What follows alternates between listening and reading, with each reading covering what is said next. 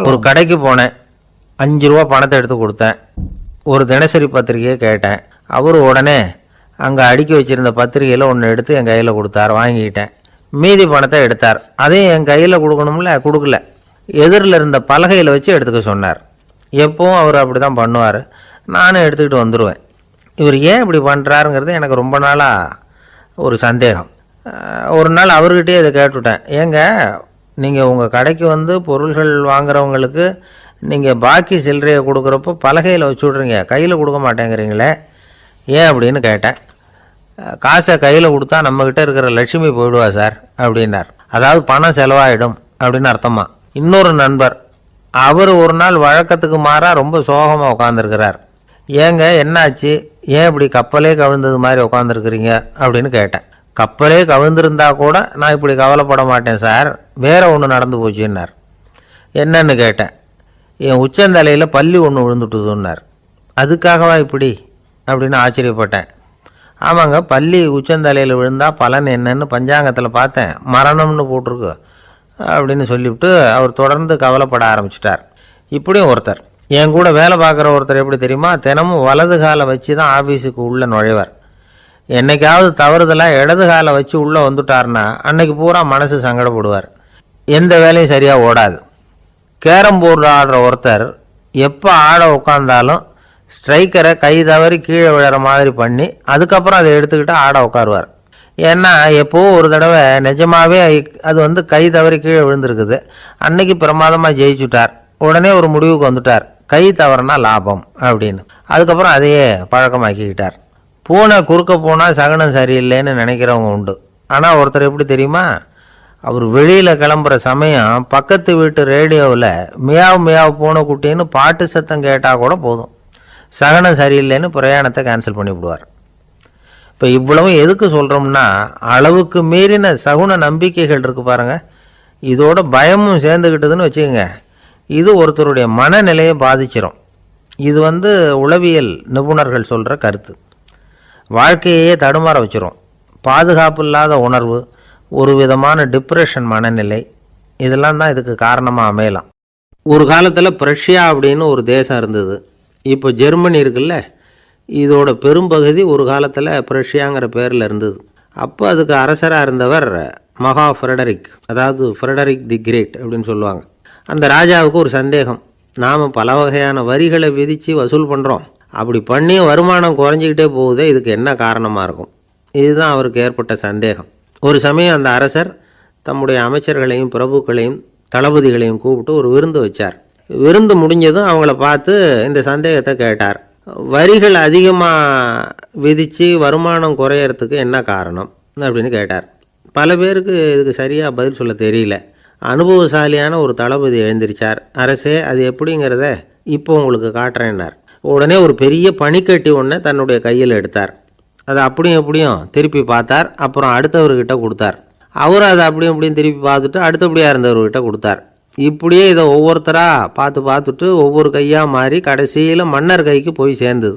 மன்னர் கைக்கு அந்த பனிக்கட்டி போய் சேர்ந்தப்போ அது கொஞ்சம் கொஞ்சமாக உருகி ஒரு பட்டாணி கடலை சைஸுக்கு ஆகிட்டுது. மன்னர் யோசனை பண்ணார், வரி அதிகமாக போட்டாலும் வந்து சேர்றது குறைவாக இருக்கிறதுக்கு என்ன காரணம் அப்படிங்கிறது அவருக்கு புரிஞ்சு போச்சு. காலம்தான் மாறிட்டு இருக்கே தவிர இந்த கையூட்டு வாங்குற பழக்கம் மாறினதாக தெரியல. இன்னொரு ராஜா இருந்தார். அவர் தன்னுடைய ராஜாங்கத்தில் லஞ்ச ஊழலே சுத்தமாக இருக்கக்கூடாது அப்படின்னு நினச்சார்.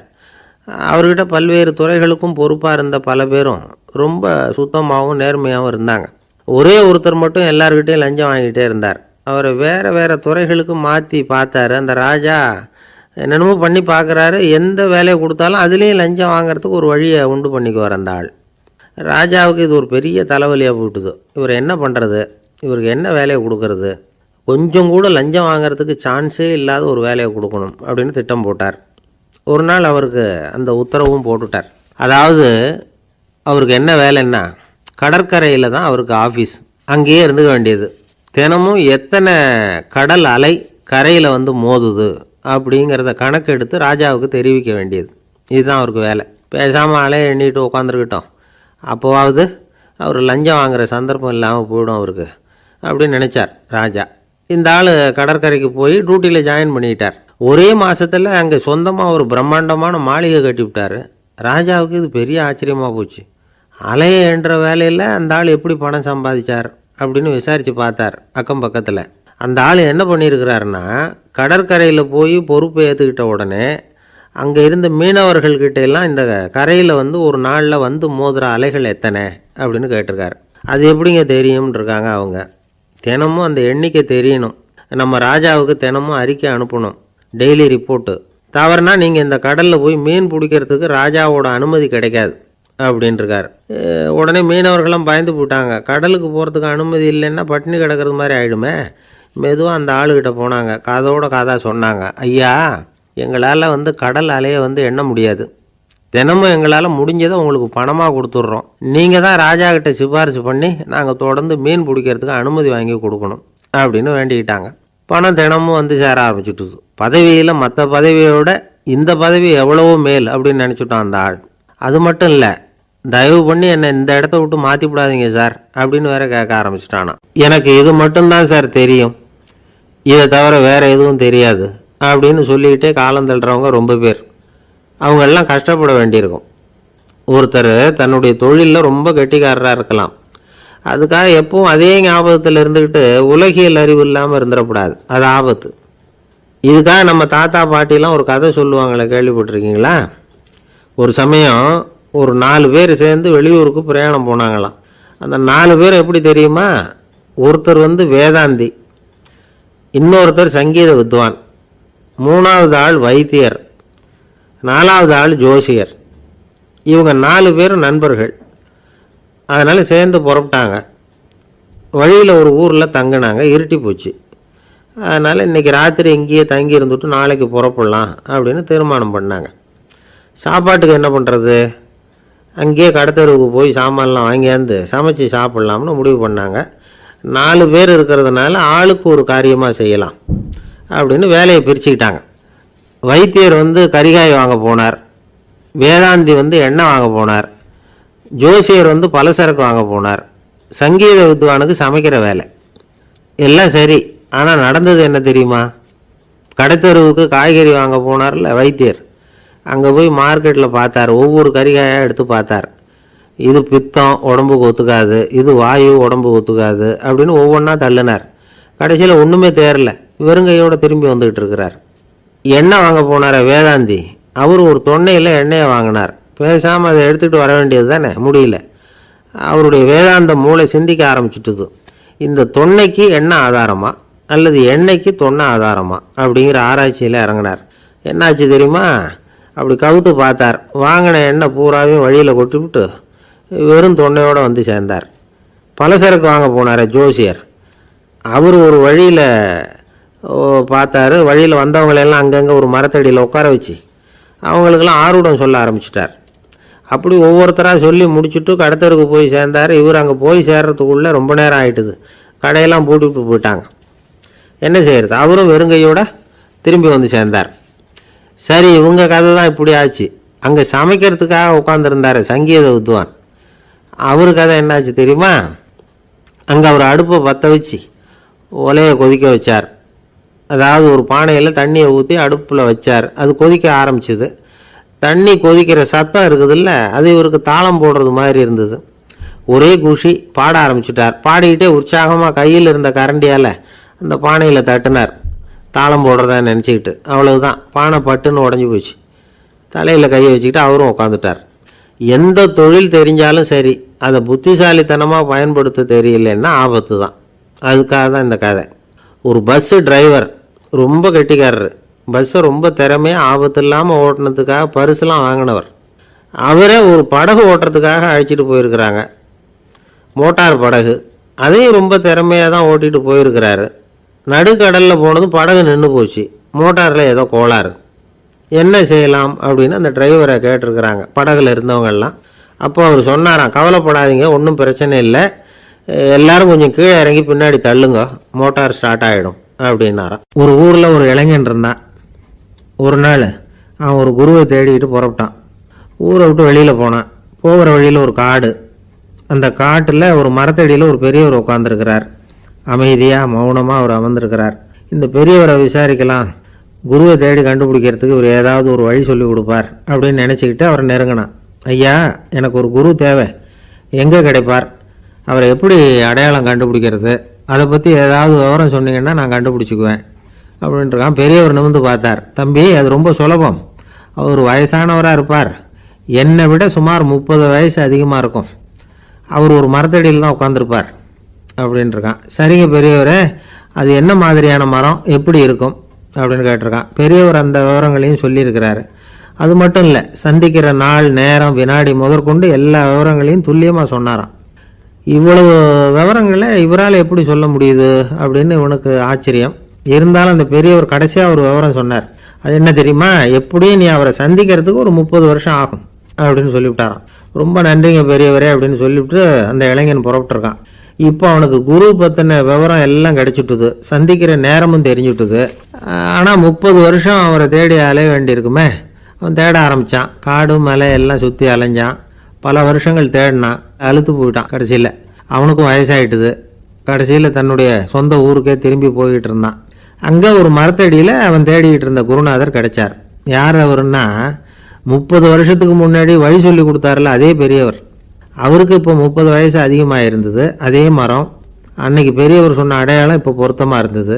இப்போ அந்த பெரியவர் சொன்னார், சரியாக வந்து சேர்ந்துட்டேன், வா, உனக்காக தான் நான் இவ்வளவு காலமும் காத்துக்கிட்டு இருந்தேன் அப்படின்னாரான். என்ன சொல்கிறீங்கன்றிருக்கான். 30 வருஷத்துக்கு முன்னாடி என்கிட்ட வந்தியே, அப்போவே என் காலம் வந்து முடிஞ்சு போயிருந்தது. அப்போவே என்ன உனக்கு அடையாளம் தெரியல, அதனால் இவ்வளவு காலம் உனக்காக காத்துட்டு இருக்கும்படி ஆயிட்டுது அப்படின்னாராம். ஐயா, அப்போவே நீங்கள் சொல்லியிருக்கலாமே, இதுதான் 30 வருஷம் கழித்து நீ சந்திக்க போகிற இடம், நான் தான் உன்னுடைய குரு அப்படின்னு சொல்லியிருக்கலாமே அப்படின்ட்டுருக்கான். அந்த பெரியவர் சிரிச்சுக்கிட்டே இதுக்கு பதில் சொன்னாராம். நான் எவ்வளவோ விவரமாக தான் சொன்னேன், நீ சரியாக புரிஞ்சிக்கல. காரணம், அப்போது நீ போதுமான அளவுக்கு பக்குவம் பெற்றிருக்கவில்லை, அதனால் புரியும் சக்தி இல்லாமல் போயிட்டுதப்போ 30 ஆண்டு காலம் நீ அலைஞ்சி தெரிஞ்சிருக்கிற.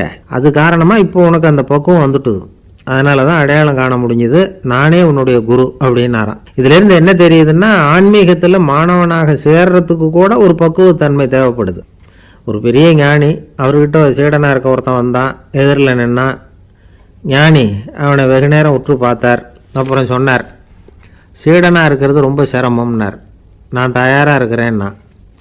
அது இன்னமும் சிரமமாச்சே, இங்கே வந்து குருவாக இருக்கிறது மட்டுமே சுலபம் அப்படின்னாராம். அப்படின்னா நான் குருவாகவே ஆயிடுறேன் அப்படின்னானா. இது போலவே இந்த காலத்தில் கதை ஒன்று உண்டு. ஒரு பள்ளிக்கூடத்தில் வகுப்பு ஆசிரியர் மாணவனை திட்டிக்கிட்டு இருந்தார்.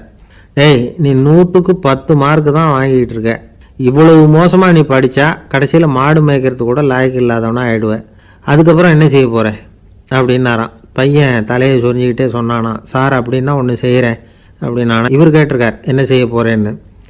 வேற என்ன சார், உங்களை மாதிரி ஒரு ஆசிரியர் ஆகிடுறேன் அப்படின்னானா. இமயமலை அடிவாரத்தில் ஒரு மடம், அங்கே ஒரு சன்னியாசி இருந்தார். அவர்கிட்ட ஒருத்தர் வந்தார். சுவாமி, ஆசையை உதற நினைக்கிறேன், முடியல, ஒட்டிக்கிட்டே வருது அப்படின்னாராம். இப்படி உட்கார, ஒரு கதை சொல்கிறேன் அப்படின்னு சொல்லி அவர் சொல்ல ஆரம்பித்தாராம். அவர் சொன்ன கதை என்னென்னா, ஒரு ஊரில் ஒரு ஆள் இருந்தான். அவன் பேர் குப்புசாமி. அவன்கிட்ட எப்பவும் ஒரு பழைய தொப்பி இருக்கும், விடவே மாட்டான். அதனால் அவனை எல்லாரும் தொப்பி சாமி அப்படின்னு தான் கூப்பிடுறது வழக்கம். ஒரு புது தொப்பி வாங்கிக்கப்படாதாப்பா அப்படின்னு நண்பர்கள்லாம் சொல்லி பார்த்தாங்க. பணத்துக்கு எங்கே போவேன் அப்படின்னு விட்டானான். பணம் வச்சுருக்கான், செலவு பண்ண மனசு வரல, மகா கஞ்சன். பழைய பாட்டில்கள்லாம் வாங்கி விற்றுக்கிட்டு இருந்தான். அப்படி ஒரு தடவை பழைய கண்ணாடி சாமான்களை ஏலத்தில் எடுத்தப்போ அதில் ஒரு அருமையான சென்ட்டு பாட்டில் கிடச்சிது. உடனே ஒரு ஐடியா பண்ணான். அந்த சென்ட்டை வந்து சின்ன சின்ன பாட்டில்களில் அடைச்சி ஜன்னல் ஓரமாக அடுக்கி வச்சுட்டான். அதை விற்றா நிறைய பணம் கிடைக்குமே, அதனால். இதுக்கு இடையில் ஒரு நாள் அவன் வந்து அப்படியே உட்காந்துருந்தான். அந்த நேரம் நண்பன் வந்தான். ஏண்டா, உன் பழைய தொப்பியை மாற்றப்படாதா, ஊரில் எல்லோரும் கேலி பேசுகிறாங்களே ஒன்று தொப்பி சாமின்னு அப்படின்னு சொல்லி கேட்டிருக்கான். இந்த சென்ட்டு பாட்டில் விற்றதும் பணம் வரும், அதுக்கப்புறம் பார்க்கலாம் அப்படின்னு நானா. இவன் சரி வா, நீச்சல் குளத்துக்கு போயிட்டு வருவோம் அப்படின்னு கூப்பிட்ருக்கான் நண்பன். 2 பேரும் போனாங்க. அதே நேரம் அந்த ஊர் நீதிபதியும் அங்கே குளிக்க வந்தாராம். அவர்கிட்ட இருந்தது விலை வசந்த ஒரு புது தொப்பி. அதை அங்கே இருந்த ஸ்டாண்டில் மாட்டிவிட்டு குளிக்க போனார். இதுக்கு இடையில் குப்புசாமி குளிச்சுட்டு வந்தான். அவனுடைய பழைய தொப்பியை காணலை. அந்த புது தொப்பியை பார்த்தா இது நண்பனுடைய வேலை தான் அப்படிங்கிறதாக புரிஞ்சுக்கிட்டு அதை எடுத்து மாட்டிகிட்டு வந்துட்டான். நீதிபதி குளிச்சுட்டு வந்து பார்க்குறாரு, தொப்பியை காணும். போலீஸில் புகார் கொடுத்தார். அவங்க வந்து தேடினாங்க. ஒரு மூலையில் பழைய தொப்பி கிடச்சிது. அடடா, இது நம்ம குப்புசாமியோட தொப்பி இல்லையா அப்படின்னு நானா ஒருத்தன். உடனே அவன் வீட்டுக்கு தேடிட்டு போயிருக்காங்க. அங்கே போய் பார்த்தா புது தொப்பி அங்கே இருக்குது. உடனே அவனுக்கு 1000 ரூபா அபராதம் போட்டாங்களாம். அவன் பணத்தை கட்டிவிட்டு ரொம்ப எரிச்சலோடு வீட்டுக்கு வந்தான். பழைய தொப்பி கண்ணில் பட்டுது. மறுபடியும் உன்னால தானே எனக்கு 1000 ரூபா நஷ்டம் அப்படின்னு சொல்லி அதை எடுத்துக்கிட்டு அப்படி போயிருக்கான். அந்த ஊர் குளத்தில் வீசி எரிஞ்சிட்டு வந்துட்டான். அது மீன் பிடிக்கிற ஒருத்தன் கையில் சிக்கிச்சு. அவன் வர்ற வழியில் அதை எடுத்து வேகமாக வீசி எறிஞ்சான். அது நேராக குப்புசாமி வீட்டு ஜன்னல் வழியாக உள்ளே வந்து இந்த சென்ட்டு பாட்டில்கள் மேலே விழுந்து எல்லாம் உடஞ்சி நொறுங்கி போச்சு. குப்புசாமி பார்த்தான். தோட்டத்தில் ஆழமாக ஒரு குழியை வெட்டினான். அந்த தொப்பியை போட்டான், மூடிவிட்டான். இதை அடுத்த வீட்டுக்காரன் பார்த்தான். ஏதோ புதையல் தான் வச்சுருக்கான் போல இருக்குன்னு நினச்சான். போலீஸில் போய் புகார் கொடுத்துட்டான். மறுபடியும் போலீஸ் குழியை தோண்டினாங்க. பழைய தொப்பி மறுபடியும் வெளியில் வந்தது. எல்லோரும் சிரிக்கிறாங்க. அன்னைக்கு ராத்திரியே அந்த தொப்பியை எடுத்துக்கிட்டு நேராக புறப்பட்டான். ஒரு கல்லில் அதை சேர்த்து கட்டி குடிநீர் தொட்டி இருக்கும்ல, அதில் போட்டுட்டு வந்துட்டான். இனிமேல் என்ன பண்ணும் பார்ப்போன்னு. ஒரு நாள் திடீர்னு குழாயெல்லாம் அடைப்பட்டு போச்சு. மாநகராட்சி அலுவலர்கள் வந்து என்னன்னு பார்த்தா அந்த பழைய தொப்பி குழாயை அடைச்சிக்கிட்டு இருக்குது. இது குப்புசாமியோட தொப்பிங்கிறது தான் எல்லாருக்கும் தெரியுமே. உடனே குடிநீரை வந்து பாழாக்கணத்துக்காக குப்புசாமிக்கு கோர்ட்டு 2500 ரூபா அபராதம் போட்டுவிட்டுது. அதையும் கட்டிவிட்டு வெளில வந்தான். கடைசியாக முடிவு பண்ணான். ஒரு நெருப்பு குச்சியை கிழிச்சான். தொப்பியை கொளுத்தினான். எரிஞ்சது. எடுத்து வெளில எரிஞ்சான். கொஞ்ச நேரத்தில் தீ அணைப்பு படம் வந்துட்டுது. ஆமாம், இவன் எடுத்து எரிஞ்சது வெளியில் விழுந்து வீட்டு கூரையே பற்றிக்கிட்டு எரிய ஆரம்பிச்சுட்டுது. அவனோட பணத்தாசையும் அதோடு சேர்ந்து எரிஞ்சு போச்சான். இப்படி ஒரு கதை. இந்த கதையை சொல்லி முடித்தார் அந்த இமயமலை அடிவாரத்தில் இருந்த சன்னியாசி. இப்போ அந்த குப்புசாமி எங்கே இருக்கிறான்னு கேட்டார் எதிரில் இருந்தவர். இதோ உன் எதிரிலே இருக்கிறான், நான் தான் அந்த குப்புசாமி அப்படின்னாரான் அந்த சன்னியாசி. அந்த குப்புசாமி கிட்ட இருந்தது மாதிரி ஒரு பழைய தொப்பி நம்ம ஒவ்வொருத்தர்கிட்டையும் உண்டு. அதை எப்படி தொலைக்கிறதுன்னு தெரியாமல் தடுமாறிக்கிட்டு இருக்கிறோம். அது என்ன தொப்பிங்கிறீங்களா? அதுதான் நம்மை சூழ்ந்திருக்கிற மாயை அப்படிங்கிறார் சுவாமி சின்மயானந்தர். மெய்ஞானம் கிடைக்கிறப்போ மாயை வந்து எரிஞ்சு போகும் அப்படிங்கிறது அவருடைய கருத்து. நம்மால் ஒருத்தர் வேகமாக ஓடி வந்தார். காலில் மாட்டியிருந்த பழைய செருப்பு ரெண்டையும் ஆவேசமாக தூக்கி ஒரு கிணத்துல போட்டுட்டு வெறுங்காலோடு நடந்து வந்துக்கிட்டு இருக்கிறார். ஏன் அப்படி பண்ணீங்க அப்படின்னு கேட்டோம். அந்த செருப்புக்கு சொந்தக்காரன் வந்து பின்னாடி வந்துக்கிட்டு இருக்கிறான், அதனால் அப்படி பண்ணேன் அப்படிங்கிறார் இவர். காசியில் இருக்கிற கடவுள் காசி விஸ்வநாதர், அங்கே இருக்கிற தேவி காசி விசாலாட்சி. இவங்க 2 பேரும் ஒரு நாள் பேசிக்கிட்டு இருந்தப்போ கடவுள் சொன்னார், இந்த மனிதர்களை நாம் ரொம்பவும் நம்பிக்கையோடு தான் படைச்சிருக்கிறோம். இருந்தாலும் அவங்களுக்கு தான் நம்பிக்கை இல்லை, எதுலேயும் ஒரு உண்மையான நம்பிக்கை இல்லாமல் வாழ்ந்துக்கிட்டு இருக்கிறாங்க அப்படின்னார். என்ன அப்படி சொல்கிறீங்க? அதை பாருங்கள், எவ்வளவு பேர் காசியை தேடிட்டு வந்து கங்கையில் குளிச்சுக்கிட்டு இருக்கிறாங்க. அவங்களெலாம் நம்பிக்கை இல்லைன்னா இவ்வளவு தூரம் தேடிட்டு வந்து இங்கே குளிப்பாங்களா அப்படின்னு நாங்கள் தேவி. சரி, அதை சோதித்து பார்க்கலாம் அப்படின்னு 2 பேரும் முடிவு பண்ணிக்கிட்டாங்க. உடனே ஒரு திட்டம் போட்டாங்க. அது எப்படின்னா, நாம் 2 பேருமே பக்தர்கள் மாதிரி உருவத்தை மாற்றிக்கிட்டு கங்கை கரைக்கு போக வேண்டியது. நான் வந்து கங்கையில் இறங்கி குளிக்கிறேன். கொஞ்ச நேரத்தில் சுழலில் மாட்டிக்கிட்டது மாதிரி நடிக்கிறேன். நீ உடனே கரையிலிருந்து சத்தம் போடும், என்னோடய வீட்டுக்காரரை யாராவது காப்பாற்றுங்களேன்னு சத்தம் போடும். அதோடு இன்னொன்று சொல்லு, யாராவது ஒரு புண்ணிய ஆத்மா அவர்கிட்ட போய் அவருடைய முடியை பிடிச்சி இழுக்கணும். அப்படி ஒரு சாபம் இருக்குது எங்களுக்கு. புண்ணிய ஆத்மா, அதாவது எந்த பாவமும் செய்யாத இல்லாத ஒருத்தர் தான் அவரை காப்பாற்ற முடியும். அப்படிப்பட்டவங்க யாராவது வெள்ளத்தில் குதித்து என்னுடைய கணவரை காப்பாற்றுங்கோ அப்படின்னு நீ சத்தம் போடு, கூச்சல் போடு, என்ன நடக்குதுன்னு பார்க்கலாம் அப்படின்னார் கடவுள். சரின்னு சொல்லி 2 பேருமா சாதாரண பக்தர்கள் மாதிரி கங்கை கரைக்கு வந்து சேர்ந்தாங்க. அவர் இறங்கி குளித்தார். திட்டம் போட்டது மாதிரியே சுழலில் மாட்டிக்கிட்டது மாதிரி கத்துனார். கரையில் இருந்த அந்த அம்மா, ஐயோ என் கணவரை காப்பாற்றுங்களேன், யாராவது காப்பாற்றுங்களேன்னு கத்துனாங்க. பல பேர் ஓடி வந்தாங்க. உடனே இவங்க, பாவம் இல்லாத புண்ணிய ஆத்மா ஒருத்தரால் தான் என்னுடைய கணவர் காப்பாற்றப்படணுங்கிறது விதி, அப்படி ஒரு சாபம் இருக்குது, அதனால் புண்ணிய ஆத்மா யாராவது அவர்கிட்ட போய் அவர் முடியை பிடிச்சி தூக்குனா அவரை காப்பாற்றி போடலாம் அப்படின்னாங்க. இவங்க இப்படி சொன்னதும் எல்லாரும் திகைச்சு போய் நின்றுட்டாங்க. ஒவ்வொருத்தருக்கும் அவங்க செஞ்ச பாவம்லாம் ஒவ்வொன்றா ஞாபகத்துக்கு வர ஆரம்பிச்சுட்டுது. சரி, இதுக்கு நாம் லாயக்கு இல்லை அப்படின்னு சொல்லி ஒதுங்கி போக ஆரம்பிச்சிட்டாங்க எல்லாம். இந்த சமயத்தில் யாரோ ஒருத்தர் வேகமாக ஓடி வந்தார். ஆற்றுல குதிச்சார். அவர்கிட்ட போனார், முடியை பிடிச்சார், தூக்குனார், அவரை காப்பாற்றி கரைக்கு கொண்டுட்டு வந்துட்டார். அப்படி காப்பாற்றின அந்த ஆளை இவங்க 2 பேரும் தனியாக கூப்பிட்டுக்கிட்டு ஒரு மண்டபத்துக்கு வந்துட்டாங்க. வந்து விசாரிக்கிறாங்க. நீ யாரப்பா அப்படின்னு கேட்குறாங்க. ஏதும் தெரியாத மாதிரி. நான் இந்த ஊர் அன்ன சத்திரத்தில் வேலை செய்கிற ஒரு சமையல்காரன் அப்படிங்கிறார். நீ வந்து கங்கையில் குளிக்கிறது உண்டான்னு கேட்டிருக்காங்க. நான் இந்த ஊர்லேயே தான் இருக்கிறேன், இருந்தாலும் தினமும் கங்கையில் குளிக்கிறதில்ல, எப்போவாவது ஒரு நாள் அங்கே குளிப்பேன் அப்படின்னார். கங்கையில் மூழ்கி எழுந்திரிச்சா பாவம்லாம் தொலையும்னு சொல்கிறாங்க. அப்படி இருக்கிறப்போ அங்கே இன்றைக்கி கங்கையில் குளிச்சுக்கிட்டு இருக்கிறவங்கெல்லாம் தங்களை வந்து புண்ணிய ஆத்மாவா நினைக்கல. கங்கையில் குளிக்காத நீ உன்னை வந்து புண்ணிய ஆத்மாவா நினச்சி என்னை காப்பாற்ற வந்திருக்கிற, அது எப்படி அப்படின்னு கேட்டார். அதுக்கு அந்த ஆள் சொல்கிறான், கங்கையில் குதிச்சதுக்கு அப்புறம் தானே உங்களை காப்பாற்ற போகிறோம். அப்படி குதிக்கும் பொழுது என்னுடைய பாவம்லாம் போயிருக்கும்ல, நான் புண்ணிய ஆத்மாவாக ஆயிருப்பேனே, அதனால தான் துணிஞ்சு வந்து உங்களை காப்பாற்றினேன் அப்படின்னா. கடவுளும் தேவியும் அவனுக்கு வந்து காட்சி கொடுத்தாங்களாம். இப்படி ஒரு கதை உண்டு. அதாவது கங்கையில் குளிச்சுக்கிட்டு இருக்கிறவங்களுக்கே தங்களுடைய பாவம் போகுங்கிற நம்பிக்கை பரிபூர்ணமாக இல்லை. குளிக்காத ஒருத்தனுக்கு அந்த நம்பிக்கை இருந்தது. அதனால் அவனால் கடவுளை பார்க்க முடிஞ்சது. கடவுளை வந்து நாமளும் பார்க்க முடியுமா முடியாதா அப்படிங்கிற குழப்பம்லாம் நமக்கு வேண்டியதில்லை. நம்பிக்கையோடு வாழணுங்கிற உண்மையை மட்டும் இந்த கதையிலேருந்து புரிஞ்சுக்கிட்டால் போதும். ஏன்னா இந்த கதையை கேட்டுட்டு ஒரு நண்பன் குதர்க்கமாக ஒரு கேள்வி கேட்டான். ஏன் சார், கங்கையில் குளித்தா பாவம் போயிடும்னு சொல்கிறீங்களே, நான் எனக்கு வேண்டாத ஒருத்தனை அழைச்சிட்டு போய் கங்கையிலேயே தள்ளி விட்டுட்டு அதுக்கப்புறம் அங்கேயே முழுக்க போட்டுட்டு நான் செஞ்ச பாவத்தை வந்து அதுலேயே கழுவி விட்டுட்டு மறுபடியும் உங்ககிட்ட வந்துடுறேன்னு வச்சுக்கோங்க, நீங்கள் என்னை வந்து புண்ணிய ஆத்மான்னு ஏற்றுக்குவீங்களா அப்படிங்கிறான். ஆள் கொஞ்சம் ஆசைந்தான், நம்மளே அங்கே அழைச்சிட்டு போனாலும் போயிடுவான். வாழ்க்கையில் சில சந்தர்ப்பங்களில் நாம் வந்து சில அவமானங்களை சந்திச்சே தீர வேண்டியிருக்கு. என்ன பண்ணுறது, காலம் அப்படி. அவமானப்படுறவங்க உடனே அடங்கி போயிடுறது தான் உலக வழக்கம். அவமானப்பட்டால் உடனே சீறி எழறவங்களும் உண்டு. ஆனால் அதையே ஒரு சவாலாக எடுத்துக்கிட்டு முன்னுக்கு வர்றவங்களும் சில பேர் இருக்கிறாங்க. அவங்க ரொம்ப அபூர்வம். இன்றைக்கி மனோதத்துவ நிபுணர்கள்லாம் என்ன சொல்கிறாங்க தெரியுமா?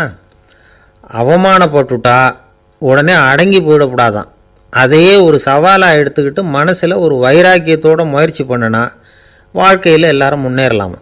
அவமானங்கிறத நாம் வந்து வைராக்கியமாக மாற்றிக்கணும், அதுதான் வெற்றிக்கு வழி. ராமர் வந்து இந்த பூமியில் பிறந்ததே ஒரு வைராக்கியத்தினால தான் சார் அப்படின்னார் ஒருத்தர். எப்படிங்க அது அப்படின்னு கேட்டேன்.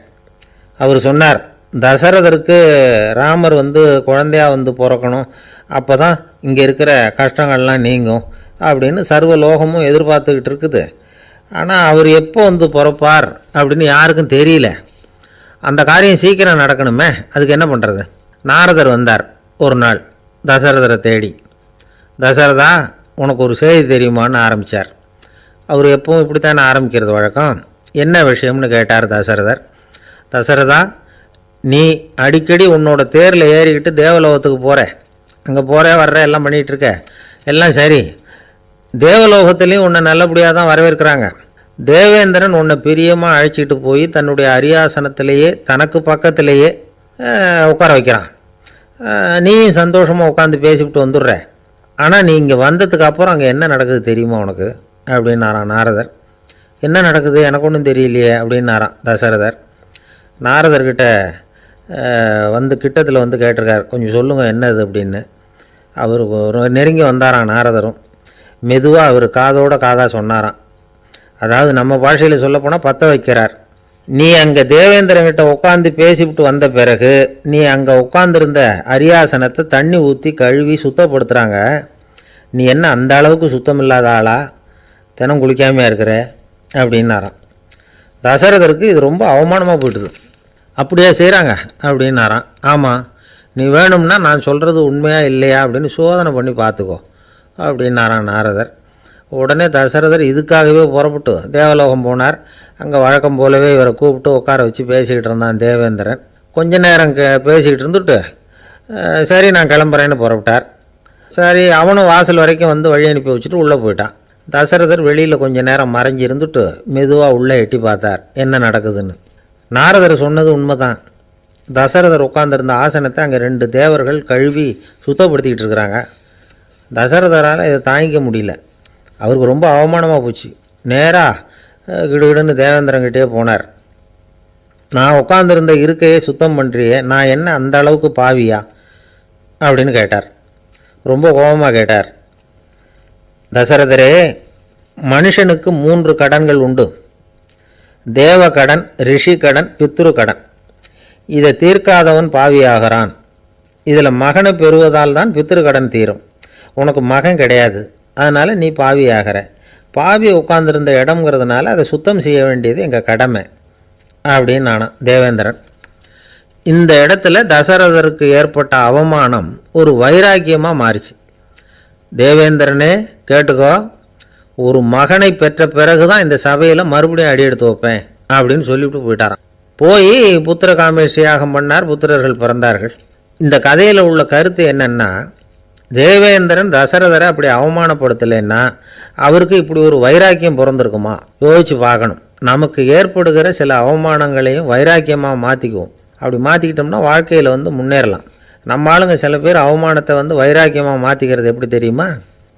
நம்மகிட்ட ஒரு பையன் சொன்னான், எங்கள் அப்பா என்னை எல்லாருக்கும் முன்னாடி வச்சு திட்டிவிட்டார், பொறுப்பு இல்லாமல் ஊர் சுற்றுறேன்னு சொல்லி அவமானப்படுத்தி விட்டார். இனிமேல் நீ என் முகத்திலேயே முழிக்காதரா போடான்னு வேற சொல்லிவிட்டார். எனக்கு ரோஷம் வந்துட்டுது. அந்த அவமானத்தை வைராக்கியமாக மாற்றிக்கிட்டேன். அன்னையிலேருந்து அவர் முகத்திலேயே முழிக்கிறது இல்லை அப்படின்னா. அப்படியான்னு கேட்டோம். ஆமாங்க, அவர் வீட்டில் இல்லாத நேரமாக பார்த்து உள்ள சமையல் கட்டுக்கு போய் சாப்பிட்டுட்டு நைஸாக வெளியில் வந்துடுவேன் அப்படிங்கிறான் அவன்.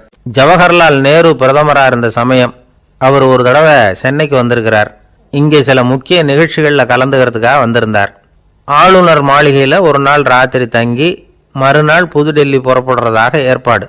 நிகழ்ச்சியிலெல்லாம் முடிச்சுக்கிட்டு ஆளுநர் மாளிகையில் தங்கி இருக்கிறார். அன்றைக்கு இரவு படிக்கிறதுக்கு ஒரு முக்கியமான புத்தகம் அவருக்கு தேவைப்பட்டது.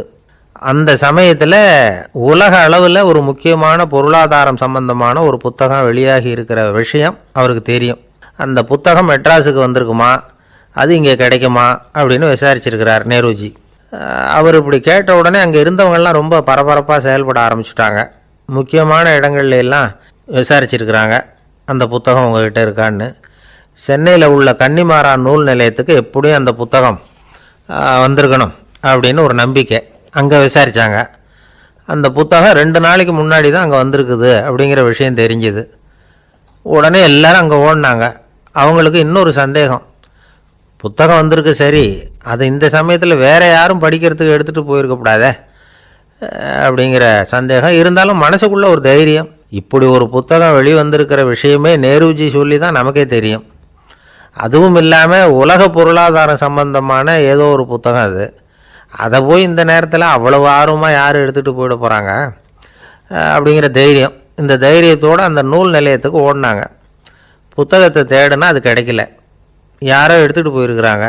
நேருவுக்கு மட்டுமே தெரிஞ்சிருந்த அந்த புத்தகம் பற்றின விஷயம் சென்னையில் வேற ஒருத்தருக்கும் தெரிஞ்சிருக்குது.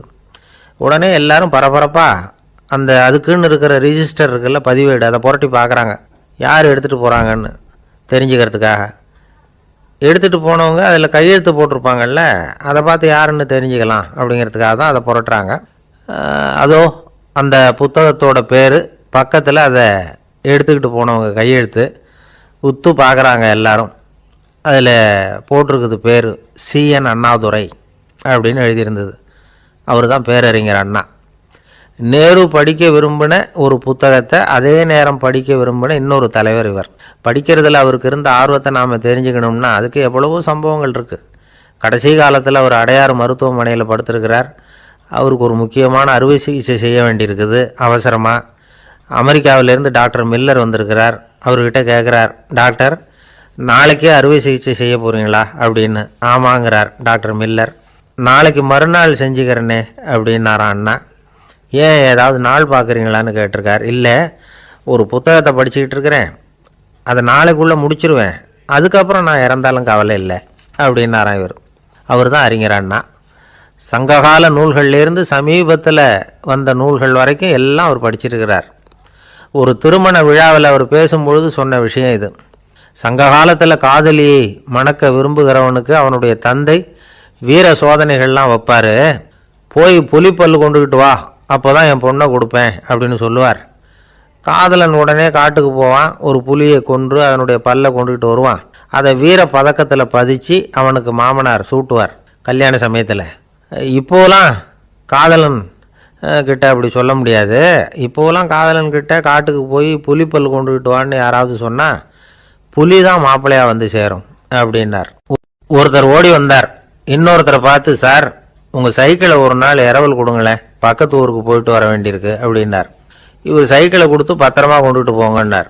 சார் இதை பத்திரமா கொண்டு போகிறேன், கவலையே வேணாம், ஏன்னா இது உங்களோட சைக்கிள் அப்படின்னு நான் நினைக்கல, என்னோட சைக்கிளாக நினைக்கிறேன் அப்படின்னார். அதுக்கப்புறம் தான் இவருக்கு உண்மையாகவே பயம் வந்துட்டுது. ஏன்னா அவர் சொன்னது மாதிரி அதை தன்னோட சைக்கிளாகவே நினச்சி தள்ளிட்டு போட்டா என்ன பண்ணுறது? எது எதை நம்முடையதாக நினைக்கணுங்கிறதுக்கு ஒரு வரையறை இருக்குது. சில பேர் ஆஃபீஸையே வீடாக நினச்சி விடுறது உண்டு. அப்படிப்பட்டவங்க கூட வீட்டை ஆஃபீஸாக நினைக்கிறது இல்லை. ஏன்னா வீட்டில் இவர் ஆஃபீஸராக நடந்துக்க முடியறதில்லை. இதெல்லாம் ஒரு பக்கம் இருக்கட்டும், இப்போ விஷயத்துக்கு வருவோம். பொறியியல் மேதை டாக்டர் விஸ்வேஸ்வரய்யா இருந்தார் இல்லையா, பாரத ரத்னா விருதெல்லாம் கொடுத்தாங்களே. ஆஃபீஸ் வேலை வேற, சொந்த வேலை வேற அப்படிங்கிறதுக்கு ஒரு உதாரணமாக இருந்தவர் அவர். மைசூர் மகாராஜா கிட்ட திவானா இருந்தார். அவர் ஒரு நாள் அரசாங்க வேலை காரணமாக வெளியூர் போயிருந்தார். ஹாசன்கிற ஊருக்கு பக்கத்தில் ஒரு பயண மாளிகை, அங்கே தங்கிவிட்டார். ராத்திரி அங்கே தங்கி இருந்துட்டு விடிஞ்சதும் ஊருக்கு திரும்புறதாக திட்டம். ராத்திரி தூங்கிறதுக்கு ரொம்ப நேரம் ஆயிட்டுது. ரொம்ப நேரம் வரைக்கும் அரசாங்க சம்பந்தப்பட்ட வேலைகளையே பார்த்துக்கிட்டு இருக்கிறார். அரசாங்க ஃபைல்கள் நிறைய இருந்தது. அதையெல்லாம் ஒவ்வொன்றா எடுத்தார், படித்து பார்த்தார், பரிசீலனை பண்ணார். அதில் எழுத வேண்டியதை எழுதினார், கையெழுத்து போட்டார். ஒரு வழியாக அந்த வேலையெல்லாம் முடிஞ்சுது. அதுக்கப்புறம் என்ன பண்ணார்னா, தன்னுடைய சூட்கேஸை திறந்தார். அதிலிருந்து 2 மெழுகுவத்தியை எடுத்து கொளுத்தி வச்சார். அந்த பயண மாளிகையில் அது வரைக்கும் எரிஞ்சுக்கிட்டு இருந்த மின்சார விளக்குகளை அணைச்சுட்டார். அதுக்கு பிறகு அந்த மெழுகுவத்தி வெளிச்சத்தில் சில புத்தகங்களை தொடர்ந்து படிக்க ஆரம்பிச்சிட்டார். அந்த பயண மாளிகையில் பணியாளராக இருந்தவர் இதை பார்த்துட்டு ஓடி வந்தார். மறுபடியும் மின் விளக்க போடுறதுக்காக போனார். விஸ்வேஸ்வரய்யா அதை பார்த்துட்டு போட வேணாம்ட்டாராம். இது வரைக்கும் நான் அரசாங்க அலுவல்களை கவனிச்சுக்கிட்டு இருந்தேன், அதனால் மின் விளக்குகள் அப்போ எரிஞ்சதில் தப்பு இல்லை. இப்போ நான் புத்தகம் படிச்சுக்கிட்டு இருக்கேன், இது என்னுடைய சொந்த வேலை. இங்கே இருக்கிற மின் விளக்கு அதுக்காக ஏன் எரியணும் அப்படின்னு கேட்டாராம். இப்போ இருக்கிற சில அரசு பணியாளர்கள்கிட்ட இந்த சம்பவத்தை பேச்சோட பேச்சா சொல்லி பார்த்தேன். அவங்களால இதை ஜீரணிக்கவே முடியல. நேர்மை தேவைதான் சார், அதுக்காக அவ்வளவு தூரத்துக்கு அது தேவையா அப்படிங்கிறாங்க. விஸ்வேஸ்வரய்யா அப்படி பண்ணினது தான் ஒரு நேர்மையாளர் அப்படின்னு இந்த உலகத்துக்கு நிரூபிக்கணுங்கிறதுக்காக இல்லை. தான் அப்படி நடந்து காட்டினா தன்னை சுற்றி இருக்கிறவங்களும் அதை கேள்விப்படுறவங்களும் முடிஞ்ச அளவுக்கு பொது வாழ்க்கையில் அரசு பணியில் நேர்மையை கடைபிடிக்க முயற்சி பண்ணலாமே அப்படிங்கிறதுக்காகத்தான். இப்போவும் சில பேர் இருக்கிறாங்க, இவங்க ஆஃபீஸ் வேற வீடு வேறன்னு நினைக்கிறது இல்லை, அவ்வளோ உரிமை. ஒருத்தர் அப்படிதான், அவருக்கு அவசரமாக 5000 ரூபா தேவைப்பட்டது. ஆஃபீஸு பணத்தை எடுத்துக்கிட்டார். அந்த நேரம் பார்த்து ஆடிட் வந்துட்டுது, ஆப்பிட்டுக்கிட்டார். விசாரணை நடக்குது. அவர் சொல்கிறார், சார் நான் நேரம் காலம் பார்க்காம ஆஃபீஸில் வேலை செய்வேன், ஏன்னா அதை என்னோட ஆஃபீஸாக நினைக்கிறேன். அவசரத்துக்கு அந்த பணத்தை எடுத்தேன், மறுபடியும் வச்சுடலாம்னு தான் இருந்தேன், அதுக்குள்ளே இப்படி ஆயிட்டுது. நீங்கள் என்ன நினச்சாலும் சரி, நான் ஆஃபீஸ் வேற வீடு வேற அப்படின்னு நினைக்கிறதில்ல, அது என்னோட சுபாவம் அப்படின்னார். விசாரணை பண்ணவர் தீர்ப்பு வழங்கினார். உங்கள் சுபாவத்துக்கு மதிப்பு கொடுத்து நானும் தீர்ப்பு வழங்குறேன். நீங்கள் கொஞ்ச நாள் ஜெயிலில் இருந்துட்டு வாங்க, அது உங்களுக்கு கஷ்டமாக இருக்காதுன்னு நினைக்கிறேன். ஏன்னா அங்கே போனாலும் நீங்கள் உங்கள் சுபாவப்படி வீடு வேற ஜெயில் வேறன்னு நினைக்க மாட்டீங்க அப்படின்னாராம்.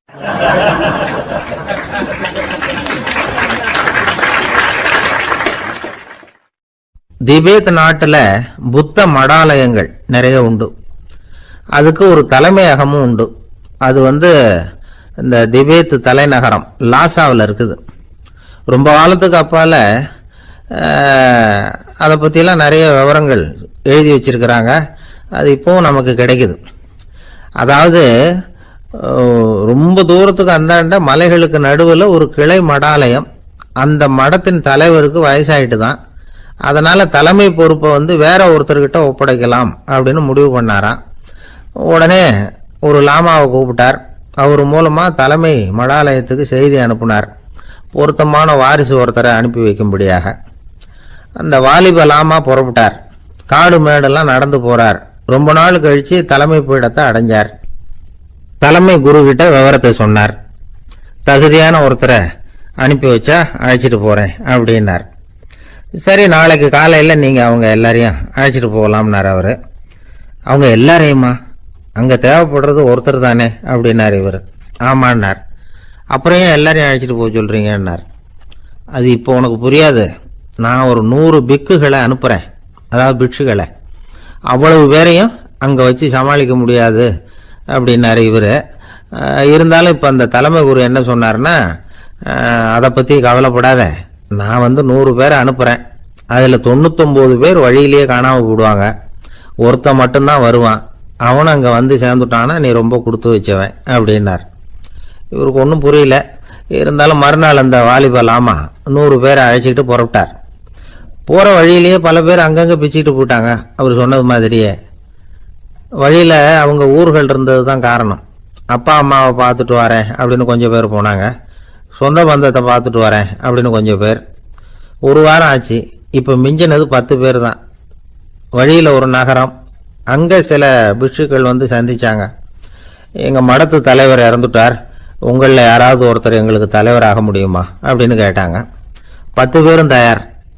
அதில் ஒருத்தரை அழைச்சிட்டு அவங்க போயிட்டாங்க. இன்னொரு ஊரில் சில பேர் வந்தாங்க, வழி மறிச்சாங்க. நில்லுங்க, எங்கள் மன்னர் மகளுக்கு திருமணம், அதை நடத்தி வைக்க 3 லாமாக்கள் தேவை அப்படின்னாங்க. இப்படி கொஞ்சம் கொஞ்சமாக எல்லாரும் காலி. கடைசியில் 2 பேரும் மிஞ்சினாங்க. அங்கே ஒரு இளம்பெண் எதிரில் வந்தா. எங்கள் அப்பா வேட்டைக்கு போயிருக்கிறாரு, இன்னும் திரும்பி வரல. வீட்டில் வேற யாரும் இல்லை, தனியாக இருக்க பயமாக இருக்குது, யாராவது ஒருத்தர் எனக்கு துணையாக இருக்கணும் அப்படின்னு கேட்டுக்கிட்டா. எங்கள் 2 பேரில் நீயே ஒருத்தரை தேர்ந்தெடுத்துக்கோ, இல்லைன்னா எங்களுக்குள்ள சண்டை வந்துடும் அப்படின்னாங்க. இப்போ மிஞ்சினவர் ஒருத்தர். அவருக்கும் ஒரு சோதனை வந்தது. ஒரு தர்க்கவாதி எதிரில் வந்தான். உன்னோட வாதம் பண்ணணும்னா. இவனோட வாதம் பண்ணுறேன், அது முடிய ரொம்ப காலம் ஆகலாம். தர்க்கத்தில் நான் ஜெயிச்சா அங்கே வரேன், இல்லைன்னா இவருடைய சீடன் ஆயிடுவேன் அப்படின்னார் அவர். கடைசியாக அழைக்க வந்த வாலிபலாமா மட்டும் வெறும் கையோடு திரும்பி போனார். அங்கே இருந்த வயசான மடாதிபதி கேட்டார், எத்தனை பேர் அங்கேருந்து புறப்பட்டீங்கன்னார். என்னையும் சேர்த்து 101ன்னார் அவர். நல்லது, நீயாவது திரும்பி வந்திய, அதுதான் எனக்கு போதும். ஏன்னா நீ தான் எனக்கு உண்மையான வாரிசு. அந்த 100 பேரில் யாரும் வரமாட்டாங்க அப்படின்னார் அவர். ஏன்னா அவருக்கு தெரியும் இவர் ஒருத்தர் தான் திரும்பி வருவாருங்கிறது. திபேத்தில் ஒரு பழங்கால பழமொழி உண்டாம், 100 பேர் செல்லலாம், எப்பொழுதாவது ஒருவன் அபூர்வமாக அடைய வேண்டிய இடத்தை அடைவான். இதுதான் அந்த பழமொழி. ஒரு உன்னதமான இலக்கை அடையணும்னா அது அவ்வளவு சுலபமான காரியம் இல்லை. இந்த காலத்து மடாலயம் ஒன்று, அதில் ஒரு தலைவர், அவருக்கு வயசாயிட்டுது, தனக்கு ஒரு வாரிசை நியமிக்கணும் அப்படின்னு ஆசைப்பட்டார். ரொம்ப கஷ்டப்பட்டு ஒருத்தரை பிடிச்சார். தனக்கு வாரிசா நியமிச்சுட்டு அவர் சமாதி ஆயிட்டார். புதுசாக பொறுப்பேற்றுக்கிட்டவர் அப்படியே உட்காந்துருந்தார். அவரை தேடிட்டு பத்திரிகை நிருபர்கள்லாம் வந்தாங்க, கேட்டாங்க. அவர் உங்கள் பொறுப்பில் அவர் பெரியவர் விட்டுட்டு போன இது எவ்வளவு சுமாராக தேரும், எவ்வளவு விட்டுட்டு போனார் அப்படின்னு கேட்டிருக்கிறாங்க. அது என்ன ஒரு 50 லட்சம் இருக்கும் அப்படின்னாராம். அவ்வளவும் பணமா அப்படின்னு கேட்டிருக்காங்க. இல்லைங்க, கடன் அப்படின்னாராம் இவர்.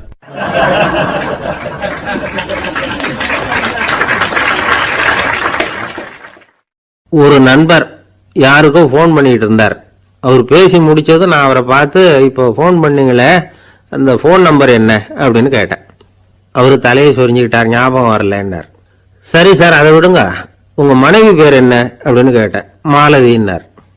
என்ன சார் இது வேடிக்கை, கொஞ்ச நேரத்துக்கு முன்னாடி பேசின ஃபோன் நம்பர் மறந்து போச்சு. எப்போவோ கல்யாணம் பண்ணிக்கிட்ட மனைவி பேர் மறக்கல, அதை கரெக்டாக சொல்லிவிட்டீங்களே அப்படின்னு கேட்டேன். அவர் என்ன ஒரு மாதிரியாக பார்த்தார். அவர் அப்படி என்னை பார்த்ததில் ஒன்றும் தப்பு இல்லை, ஏன்னா நாம் எல்லாருமே அப்படித்தானே. ஒரு குறிப்பிட்ட காரியத்துக்காக தொலைபேசியில் ஒருத்தட்ட பேசுகிறோம், அதுக்கப்புறம் அந்த எண் நமக்கு அனாவசியம், அதனால் மறந்துடுறோம்.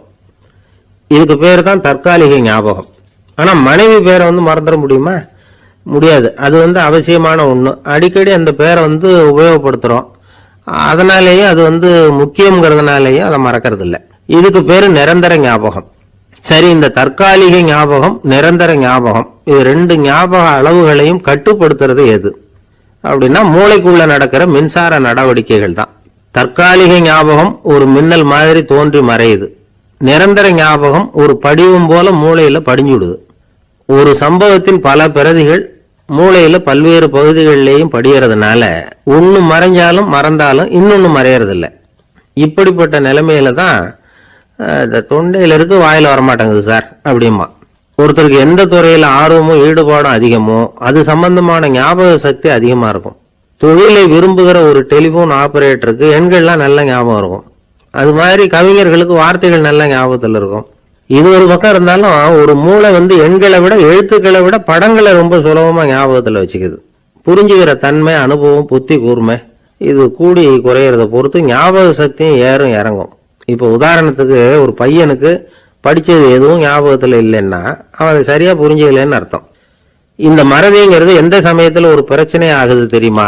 உங்களுக்கு வேண்டியப்பட்ட ஒருத்தரை ஞாயிற்றுக்கிழமை சாயந்தரம் சரியா 5 மணிக்கு கடற்கரைக்கு வர சொல்லிவிட்டு அந்த நேரத்தை மறந்துட்டா அது பரவாயில்ல, வர சொன்னதையே மறந்துட்டாதான் நிலைமை மோசம்னு அர்த்தம். இப்படி இருந்தா இது சிகிச்சை எடுத்துக்க வேண்டிய நிலைமைங்கிறத புரிஞ்சுக்கணும். ஆமா, இதுக்கும் மருந்து இருக்கு. ஆனா மூளை குறிப்பிட்ட அளவுக்கும் கீழே இயங்குறப்போ இன்னொன்னு சொல்லுவாங்க, இந்த நியூரோ டிரான்ஸ்மிட்டர் அப்படின்னு சொல்லுவாங்க. அப்படிங்கிற மூளை ரசாயனம் ரொம்பவும் குறைஞ்சி போறப்போ மட்டும்தான் உபயோகப்படும். டாக்டர் என்ன சொல்றாங்க தெரியுமா? மூளையை பொறுத்த வரைக்கும் அதுல ஞாபக சக்தி அதிகமா உள்ள மூளை, மறதி உள்ள மூளை அப்படின்னு ஒன்றும் கிடையாது அப்படிங்கிறாங்க. நினைவு வச்சுக்கிறதுக்கு பயிற்சி அளிக்கப்பட்ட மூளை, பயிற்சியற்ற மூளை அப்படின்னு வேணும்னா சொல்லலாம் அப்படின்னு சொல்றாங்க. அதனால நம்ம ஞாபக சக்திங்கிறது நம்ம கிட்ட இருக்கிற பயிற்சி, முயற்சி இதை பொறுத்து தான் அமையும். ஒருத்தர் ஒரு பென்சிலை எங்கேயோ வச்சுக்கிட்டு தேடிக்கிட்டு இருந்தார். அப்புறம் என்னமோ தீவிரமா யோசனை பண்ணி அதை ஞாபகப்படுத்தி பார்த்துக்கிட்டு இருந்தாராம். எதிரில் உட்கார்ந்து இருந்தவர் சொன்னார், பென்சிலை தானே தேடிட்டு இருக்கீங்க, அது உங்க வலது காதில் இருக்குது சார் அப்படின்னாராம் அவரு. இதுக்கு அவரு சொல்லியிருக்காரு, பென்சிலை வலது காதில் தான் வச்சிருக்கேங்கிறது எனக்கு நல்லா ஞாபகம் இருக்கு, ஆனா எது வலது காதுங்கிறது தான் மறந்து போச்சு அப்படின்னாராம். அவர் அதை தான் யோசிச்சுட்டு இருந்திருக்கிறார்.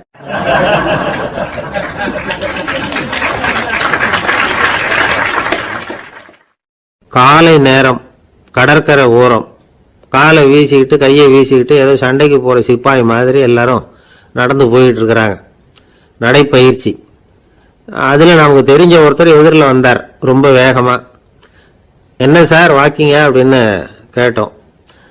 அவரால் ஆமாம்னு பதில் சொல்ல முடியல, அவ்வளவு கஷ்டம். மூச்சு விடுறதுக்கே வாயை திறந்து திறந்து மூடிட்டு இருக்கிறார். எங்க பேசுறது? கொஞ்சம் நின்று நிதானிச்சு மூச்சு விட்டுட்டு அதுக்கப்புறம் சொன்னார் ஆமா அப்படின்னு. என்ன சார் இவ்வளவு வேகம்னோ? உங்க பேச்சை கேட்டுட்டு தான் சார் நடக்க ஆரம்பிச்சோம். நீங்க தான் அடிக்கடி சொல்லிட்டு இருந்தீங்க நடக்கிறது நல்லதுன்னு. அன்னையிலேருந்து ஆரம்பிச்சுட்டேன், ஆனாலும் ரொம்ப கஷ்டமா இருக்குது சார். இப்போ பாருங்க, உங்ககிட்ட சுலபமா பேசக்கூட முடியல, மூச்சு வாங்குது, உடம்பு கூட வலிக்கிறது மாதிரி இருக்கு அப்படின்னு அவர் பாட்டுக்கு பேச ஆரம்பிச்சுட்டார். உங்களை யாரு சார் இவ்வளவு வேகமா நடக்க சொன்னது? வேகத்தை குறைங்க, மெதுவா நடங்க அப்படின்னோம். நீங்க நடக்கிறதுனால என்னென்ன சௌகரியம்னு அன்னைக்கு சொன்னீங்களே தவிர சௌகரியமா நடக்கிறது எப்படின்னு சொல்லலையே அப்படின்னாரு அவர். இன்னமும் லேசா மூச்சு வாங்கிக்கிட்டே சொன்னா கூட இவர் சொல்றதுலயும் ஒரு நியாயம் இருக்கு. அதனால இந்த நடைப்பயிற்சி பண்றவங்க கவனிக்க வேண்டிய சில முக்கியமான குறிப்புகள் இருக்கு. அது என்னென்னங்கிறத அவங்க தெரிஞ்சுக்கணும்.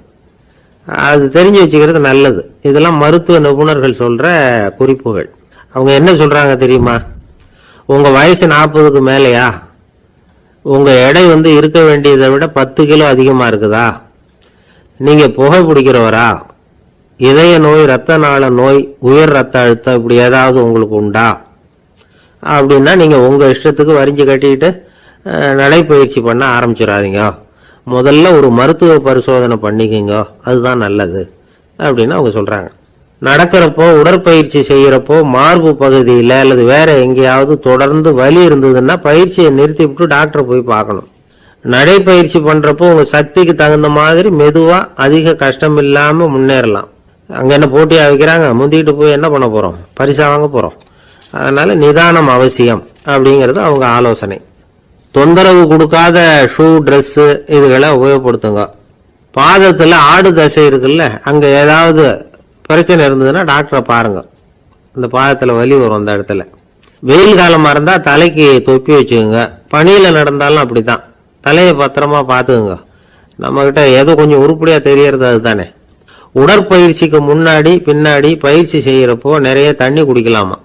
முதல் 1 மாசத்துக்கு கொஞ்சம் தளர்த்தியாக சாவகாசமாக நடக்கலாம். மணிக்கு 3 அல்லது 4 கிலோமீட்டர் வேகம்னு வச்சுங்களேன். அதுக்கப்புறம் வேகத்தை அதிகப்படுத்தலாம்.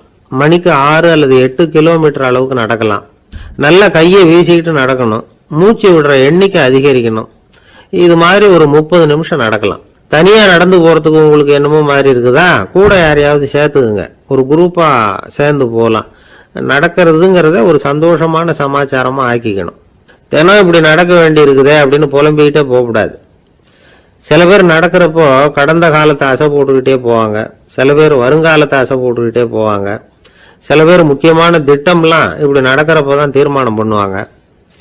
நடக்கிறதுனால மன இறுக்கம் குறையுது, பரபரப்பு குறையுது, மன ஆற்றல் பெருகுது, தன்னம்பிக்கை வளருது, முதுமை தள்ளி போகுது, செயல்திறன் அதிகரிக்குது. இதை தவிர உடம்புக்கும் பல விதமான சௌகரியங்கள் ஏற்படுது. அதனால இதுவரைக்கும் நடக்க ஆரம்பிக்காதவங்க இனிமே இந்த குறிப்புகளை கவனத்தில் வச்சுக்கிட்டு நடக்க ஆரம்பிச்சுடலாம்.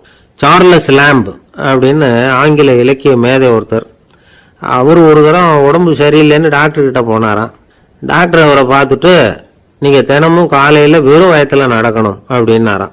வெறும் வயத்தில் நடக்கிறதுக்கு நான் தயார், ஆனால் வயிறு கிடைக்கணுமே சார், யார் வயத்து மேலே நடக்கிறது டாக்டர் அப்படின்னு கேட்டாராம் இவர்.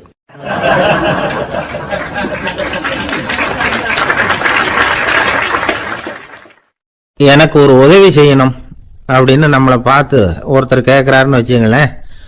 உடனே நாம் அவரை பார்த்து என்ன உதவின்னு கேட்போம். இதுதான் சராசரி மனிதர்களின் இயல்பு. ஆனால் ஒருத்தர் எனக்கு ஒரு உதவி செய்யணும் அப்படின்னு கேட்ட உடனே என்ன உதவின்னு கூட கேட்காம சரி செய்கிறேன் அப்படின்னு ஒத்துக்கிறது இருக்கு பாருங்க, அது கொஞ்சம் அபூர்வம். அந்த காலத்தில் ஒருத்தர் இருந்தார். அவர் எப்படி தெரியுமா, உதவி கேட்குறவங்க நல்லவங்களா கெட்டவங்களா அப்படின்னு கூட பார்க்கல, தனக்கு நன்மையா தீமையா அப்படின்னு கூட பார்க்கல, உதவி செய்கிறேன்னு புறப்பட்டுட்டார். அவர் யார் தெரியுமா, அவர் தான் நல சக்கரவர்த்தி. அவர் மாதிரி நாமும் உதவி கேட்குறவங்களுக்கு உடனே உதவி செய்கிறதுக்கு தயாராக இருக்கணும் அப்படின்னு சொன்னார் ஒரு ஆன்மீக பேச்சாளர். நல சரித்திரத்தை அவர் சொல்லிக்கிட்டு இருந்தார். இந்திரன், அக்னி, வருணன், யமன் இவங்க 4 பேரும் நலனை பார்த்து எங்களுக்கு நீ உதவி செய்யணும், எங்களுக்காக நீ தூது போகணும் அப்படின்னு கேட்குறாங்க. யாருக்கிட்ட தூது போகணும், என்ன காரியத்துக்காக போகணும் அப்படின்னு கேட்கணும்ல. நலன் அப்படி கேட்கவே இல்லை, உடனே சரின்னு ஒத்துக்கிறான். அதுக்கப்புறம் அவங்க விவரம் சொல்கிறாங்க, என்ன உதவி, யாருக்கிட்ட தூது போகணும் அப்படிங்கிற விவரத்தை சொல்கிறாங்க. நலனுக்கும் அப்புறம்தான் புரியுது, எந்த தமயந்தியை இவன் காதலிச்சானோ, எந்த தமயந்தின் சுயம்பரத்துக்காக இவன் போய்கிட்டு இருக்கிறானோ அந்த தமயந்தியை பார்த்து தங்களுக்காக அவகிட்ட வாதாடணும், பேசணும், தங்களில் ஒருத்தரை கல்யாணம் பண்ணிக்கும்படியா கேட்கணும் அப்படின்னு அவங்க 4 பேரும் நலன்கிட்ட கேட்குறாங்க. இதை கேட்டதும் நலன் கொஞ்சம் கூட முகம் சுளிக்கல, பதட்டப்படலை. நேராக தமயந்தி கிட்ட போகிறான். இந்திரன், அக்னி, வருணன், யமன் இவங்களோட சிறப்புகளை எடுத்து சொல்கிறான். இவங்களில் ஒருத்தரை கல்யாணம் பண்ணிக்கலாம் அப்படின்னு சொல்லி கேட்டுக்கிறான். ஆனால் இதுக்கு தமயந்தி சம்மதிக்கலை. சுயம்பரம் நடக்குது, அவன் நலனை தேர்ந்தெடுக்கிறான். அந்த 4 பேரும் நலனுக்கு நிறைய வரங்கள்லாம் கொடுக்குறாங்க. அதுக்கப்புறம் இப்படி போகுது கதை. இதில் நாம் கவனிக்க வேண்டியது என்னென்னா, உதவின்னு கேட்ட உடனே என்ன உதவின்னு கேட்காம சரி செய்கிறேன்னு சொன்னான் பாருங்க, அதை கொஞ்சம் சிந்திக்கணும். செய்கிறேன்னு ஒத்துக்கிட்டதுக்கு அப்புறம் அது என்ன உதவின்னு தெரிஞ்சும் முகம் சுளிக்காமல் அதை செஞ்சான் பாருங்க, அதையும் கொஞ்சம் சிந்திக்கணும். நம்மால் ஒருத்தன் ஒரு நண்பனை தேடி போனான், எனக்கு ஒரு உதவின்னா சரி சொல்லுன்னா, இப்போ உங்ககிட்ட 2 கார் இருந்தால் என்ன பண்ணுவேன்னா, உடனே அதில் ஒன்று உங்ககிட்ட கொடுத்துருவேன்னா, அவன் உங்ககிட்ட 2 பங்களா இருந்தால் என்ன பண்ணுவேன்னா, அதில் ஒன்று உங்ககிட்ட கொடுத்துருவேன்னா, உங்ககிட்ட 2 பேனா இருந்தால் என்ன பண்ணுவேன்னா, அதில் ஒரு பேனாவை உங்ககிட்ட கொடுக்க மாட்டேன்னா அவன். ஏன்டா அப்படி சொல்கிறேன்னா, ஏன்னா இப்போ நிஜமாவே என்கிட்ட 2 பேனா இருக்குது, அதனால் அப்படி சொல்கிறேன் அப்படின்னு நானா அவன்.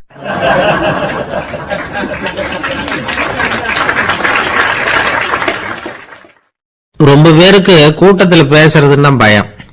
நமக்கு ஒன்றும் தெரியாதுன்னு மற்றவங்க நினைச்சிடக்கூடாதுங்கிற எண்ணம் தான் இதுக்கு காரணம். ரொம்ப முக்கியமான ஒரு கூட்டம்னா பயமும் அதிகமாக இருக்கும். முக்கியமானவங்கெல்லாம் வருவாங்களே, அவங்கெல்லாம் நம்மளை பற்றி மட்டமாக நினச்சிருவாங்களே அப்படிங்கிற பயம் வந்துடும். ஆனால் மேடை பேச்சுங்கிறது அவ்வளவு கடினமான ஒரு காரியம் இல்லைங்கிறாங்க அது சம்பந்தமான நிபுணர்கள். யாரும் பேச்சாளர் ஆகலாம், இது ஒன்றும் பெரிய கிஃப்ட் கிடையாது அப்படின்னு அவங்க சொல்றாங்க. நீங்க ஒரு சிறந்த பேச்சாளர் ஆகணுமா அப்படின்னா அதுக்குன்னு சில ஆலோசனைகளை சொல்லி வச்சிருக்கிறாங்க அனுபவசாலிகள். முதல் ஆலோசனை என்னன்னா, உங்க பேச்சு எளிமையா இருக்கணும். ஏதாவது ஒரு கருத்து அல்லது 2 கருத்து சொன்னா போதும். 20 அல்லது 30 கருத்துக்களை சொல்லிட்டே போகக்கூடாது. 2வது ஆலோசனை, நீங்க என்ன பேச போறீங்கிறது முதல்ல உங்களுக்கு நல்லா புரியணும். அதுக்கப்புறம் தான் அதை அடுத்தவங்களுக்கு புரிய வைக்க முடியும். எப்படி ஆரம்பிக்க போறோம், எந்த கருத்தை முக்கியமா வலியுறுத்த போறோம், எப்படி முடிக்க போறோம் அப்படிங்கிறத முதல்ல நல்லா சிந்திச்சு மனசுல வச்சுக்கணும். கடைசியா என்ன சொல்றீங்களோ அதுதான் கேட்கறவங்க மனசுல நிற்கும். 3வது ஆலோசனை என்னன்னா, உங்க பேச்சு சுருக்கமா இருக்கணும். ஒரு 15 நிமிஷம் பேசுறது ரொம்ப பொருத்தம். மணிக்கணக்கில் பேசிக்கிட்டு இருக்கிறது நல்லதில்லை. 4வது ஆலோசனை, நீங்க பேசுறது உண்மையா இருக்கணும். உங்களுக்கு உண்மையான அனுபவங்கள் இருக்கும், அதை சொல்லலாம். உங்களுடைய உண்மையான அனுபவங்களை மற்றவங்களோட பகிர்ந்துக்கணும், அதுதான் முக்கியம். 5வது ஆலோசனை, ஆரம்பத்தில் கொஞ்ச நேரம் உங்களை பற்றியும் எதிரில் உள்ளவங்களை பற்றியும் சம்பந்தப்படுத்தி ஏதாவது பேசி ஒரு நெருக்கத்தை ஏற்படுத்திக்கணும். ஒவ்வொருத்தரும் இப்போ ஒரு பேச போகிறது நம்ம சம்பந்தப்பட்டது அப்படின்னு நினைக்க ஆரம்பிச்சிருவாங்கல்ல, அதுக்கப்புறம் அவங்க கேட்க தயாராகிட்டாங்கன்னு அர்த்தம்.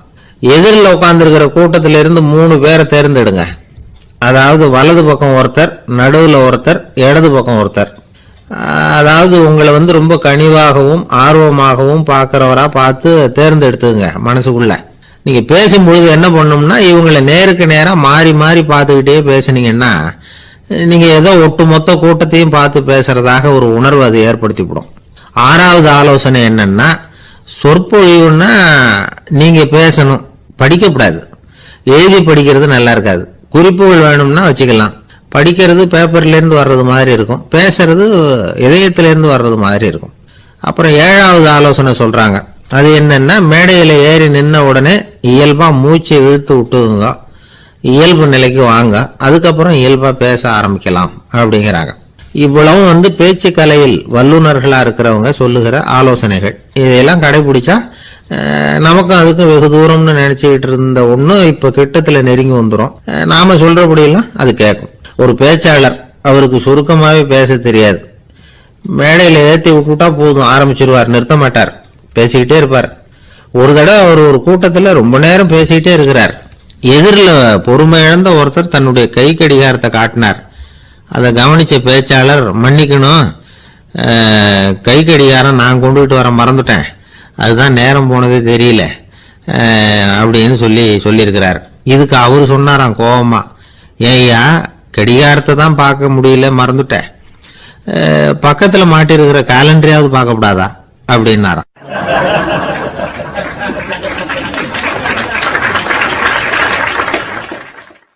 கப்பல் கடல்ல போயிட்டு இருக்கு. புயல், சூறாவளி, அலையெல்லாம் பெருசு பெருசா ரொம்ப உயரமா உண்டாகுது. கடுமையான காற்றிலேயும் வேகமான அலைகள்லேயும் சிக்கி அந்த கப்பல் தடுமாறுது. திசை மாறி போச்சு, எந்த பக்கம் போயிட்டு இருக்கிறோம்னே தெரியல. அந்த கப்பலை செலுத்திக்கிட்டு இருந்த மாலுமி ரொம்ப சாமர்த்தியமா செயல்பட்டார். தன்னுடைய அறிவாற்றலையும் திறமையையும் முழுமையா பயன்படுத்தினார். அந்த கப்பலை கட்டுப்படுத்தினார். மெதுவா அந்த சூறாவளியிலிருந்து கப்பலை காப்பாத்தி கரைக்கு கொண்டுட்டு வந்து சேர்த்துட்டார். மாலுமின்னு ஒருத்தர் இருந்ததுனால அந்த மரக்கலம் காப்பாற்றப்பட்டது. மாலுமின்னு ஒருத்தர் இல்லைன்னு வச்சுக்குங்க, அந்த கப்பலோட கதி என்னவா இருக்கும் யோசிச்சு பாருங்க. ஒரு கோபக்காரனுடைய நிலைமையும் அப்படித்தானா. கோபக்காரன்கிறவன் ஒரு மாலுமி இல்லாத மரக்கலம் அப்படிங்கிறார் நபிகள் நாயகம். கொந்தளிக்கிற கடல்ல கொடுமையான அலைகளின் உச்சியில அல்லல் படுகிற மரக்கலத்தை விட மோசமானது கோபக்காரனின் நிலைமை அப்படிங்கிறது அவருடைய கருத்து. அது மாதிரி இதுன்னு சொல்லல, அதை விட மோசம் இது அப்படிங்கிறார். ஏன் தெரியுமா? ஒரு கப்பல் கடல்ல தடுமாறினா அதை சரிப்படுத்த மாலுமி இருக்கிறார். அவர் தன்னுடைய சாமர்த்தியத்தினால அதை கட்டுப்படுத்தி சரியான வழிக்கு கொண்டுட்டு வந்துருவார். ஆனா கோபக்காரனுடைய நிலைமை அப்படி இல்லை அப்படிங்கிறார் நபிகள் நாயகம். மனித மனம் ஒரு மரக்கலம், அறிவு அதுல இருக்கிற மாலுமி. மாலுமி மரக்கலத்தை செலுத்துறான், அவனுக்கு கட்டுப்பட்டு அது ஓடுது. ஆனா கோபக்காரன்கிற மனுஷங்கிட்ட அறிவுங்கிற மாலுமி சரியா வேலை செய்ய மாட்டான். ஏன்னா கோபம் அந்த மாலுமியின் கண்களை அவிச்சிரும், காதுகளை கேட்காம பண்ணிவிடும். கண்ணையும் காதையும் மூடிவிட்டு கப்பலை ஓட்டுனா எப்படி ஓட்டுறது? அதனால கோபக்காரன் மாலுமி இல்லாத மரக்கலம். இடி மின்னல்ல மாட்டிக்கிட்டு கஷ்டப்படுற கப்பல் மாதிரி கஷ்டப்படுறான். பெரியவங்கள்லாம் என்ன சொல்றாங்க? உனக்கு கெடுதல் பண்ணவனுக்கும் நீ நன்மையை செய், எவருடைய விருப்பு வெறுப்பையும் பொருட்படுத்தாதே, பரம எதிரிக்கும் நீ நன்மை செய்ய ஆரம்பிச்சா உன்னுடைய தூய நிலையை பார்த்துட்டு அவனும் உனக்கு நெருக்கமான நண்பனா ஆயிடுவான். இதுதான் பெரியவங்க நமக்கு சொல்லி இருக்கிறது. புனித குர்ஆன் சொல்றது என்ன? தீமையை நன்மையை கொண்டே நீர் தடுத்து கொள்ளும் அப்படின்னு சொல்லப்பட்டிருக்கு. அதுல இன்னா செய்தாரை ஒருத்தல் அவர் நாண நன்னயம் செய்து விடல் அப்படிங்கிறார் திருவள்ளுவர். செல்வந்தர் ஒருத்தர்கிட்ட ஒரு சிறுவன் வந்து ஆடு மேய்ச்சிக்கிட்டு இருந்தானா. பெரியவர் அவனை கூப்பிட்டு, நீ நேரா போய் ஒரு ஆட்டுல உள்ள ரொம்ப நல்ல பகுதி எதுவோ அதை எடுத்துக்கிட்டு வா அப்படின்னாராம். இவன் போனான். ஒரு ஆட்டு உடம்புல இருந்த நாக்கு, இருதயம், இது ரெண்டையும் எடுத்துட்டு வந்து கொடுத்தானா. பெரியவர் வாங்கி பார்த்தார். அதுக்கப்புறம் இப்ப நீ போய் இன்னொரு ஆட்டுல இருக்கிற ரொம்ப கெட்ட பகுதி எதுவோ அதை எடுத்துட்டு வா அப்படின்னாராம். இவன் போய் எடுத்துட்டு வந்தான். அவன் கையில் இருந்தது மறுபடியும் அதே மாதிரி நாக்கு, இருதயம், இது ரெண்டும் தான். என்னது இப்பவும் அதையே கொண்டுட்டு வந்திருக்கிற அப்படின்னாராம் பெரியவர். இவன் சொன்னானா, ஒரு உடம்புல உள்ள ரொம்ப நல்ல பொருளும் இதுதான், ரொம்ப கெட்ட பொருளும் இதுதான் அப்படின்னானா. இளம் வயசுல இப்படி பதில் சொன்னவர் தான் பேரறிஞர் லுக்மானுல் ஹக்கீம் அவர்கள். கோபப்படாம இருந்தா இது ரெண்டும் நல்லா வேலை செய்யும், கோபப்பட்டா இது ரெண்டும் மோசமா வேலை செய்யும். அதை புரிஞ்சுக்கிறதுக்காகத்தான் இன்னைக்கு இந்த தகவல். கோபம் வந்துட்டா நாம என்ன செய்யறோங்கிறது நமக்கே தெரியாது. ஒருத்தர் டாக்டர் கிட்ட போனார் அவசரமா. டாக்டர், எனக்கு இப்ப கடுமையான கோப வெறி, எனக்கு கண்ணு மண்ணு ஒன்றும் புரியல, உடனடியாக அதை கட்டுப்படுத்தணும், உடனே இதுக்கு ஏதாவது ஒரு மாத்திரை கொடுங்க ப்ளீஸ் அப்படின்னார். அந்த டாக்டரும் உடனே ஒரு மாத்திரையை கொடுத்து, இதை உடனே போடுங்க, நான் தண்ணி கொண்டுட்டு வரேன்னு உள்ள போனார். தண்ணியோடு திரும்பி வந்தார்.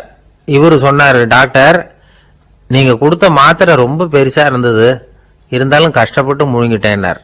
டாக்டர் சந்தேகத்தோட மேசையை பார்க்கிறார். பார்த்தா மாத்திரை அங்கேயே இருக்குது, பேப்பர் வெயிட்ட காணல.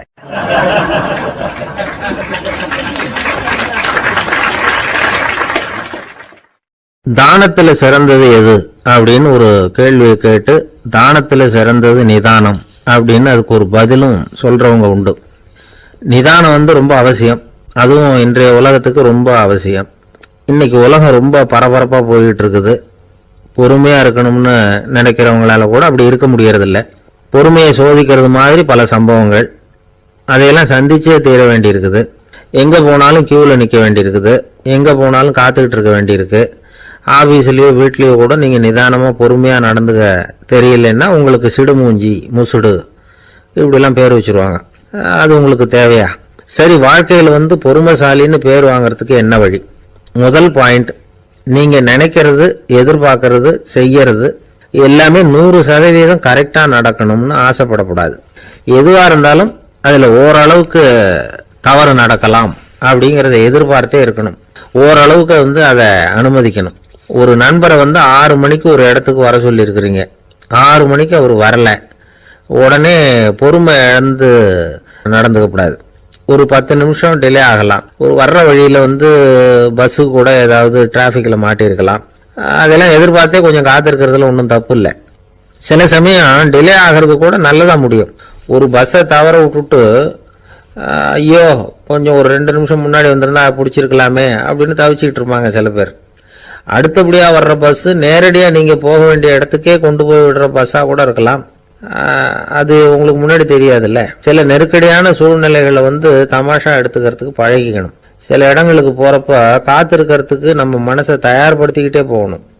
ஒரு ரயிலுக்கோ பஸ்ஸுக்கோ அல்லது விமானத்துக்கோ கப்பல் பிரயாணத்துக்கோ போறப்போ அங்க போய் நீங்க மணிக்கணக்கில் கூட காத்துக்கிட்டு தான் இருக்கணும். புறப்படுற நேரம் கூட மாறலாம். நீங்க போய் சேர்ந்ததும் அது உடனே புறப்படணும்னு கட்டாயமா என்ன? அது மாதிரி சமயத்துல படிக்கிறதுக்குன்னு சில சுவாரஸ்யமான புத்தகங்களையும் கையில் எடுத்துக்கலாம். உங்களை சுத்தி எவ்வளவோ சுவாரஸ்யமான சம்பவங்கள் நடந்துகிட்டு இருக்குது இல்ல, அதையெல்லாம் வேடிக்கை பாருங்க. எதுக்காக காத்துக்கிட்டு இருக்கிறோமோ அந்த காரியத்துல உண்மையாவே நமக்கு ஒரு அக்கறை இருந்தா நமக்கு போர் அடிக்காது. சில கோயில்கள்ல பார்த்திருப்பீங்க, தரிசனத்துக்காக பக்தர்கள் நாள் கணக்குல காத்துக்கிட்டு இருப்பாங்க. அவங்களாம் அழுத்துக்கிறது இல்லை. ஆண்டவனை தரிசிக்கணுங்கிற உண்மையான அக்கறை இருக்கிறதுனால அவங்களுக்கு போர் அடிக்கிறது இல்லை. ஆனால் சில சினிமா தியேட்டரில் கூட பார்க்கலாமே, சினிமா கியூ கூட அப்படி தான். சாயந்தரம் 6 மணி ஆட்டத்துக்கு காலம்பரம் 6 மணிக்கே போய் கூட காத்துக்கிட்டு இருப்பாங்க. அவங்களுக்கெல்லாம் போர் அடிக்காது, படம் பார்க்குற ஆர்வம்.